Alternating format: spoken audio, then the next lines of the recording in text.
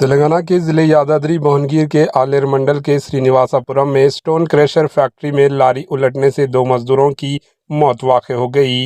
हादसा उस वक्त पेश आया जब क्रशर में दाखिल होने वाली एक टिप्पर लारी 50 मीटर की बुलंदी से उलट गई।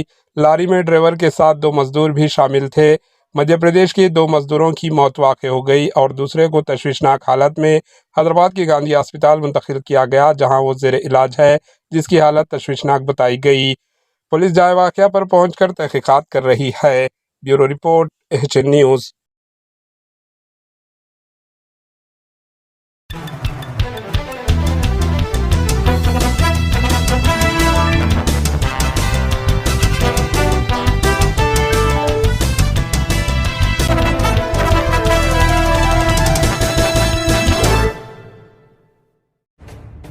एचएन न्यूज़ के यूट्यूब चैनल को सब्सक्राइब करें और बेल आइकन को दबाना ना भूलें ताकि आपको हर नई आने वाली वीडियो का नोटिफिकेशन बर वक्त मिल सके।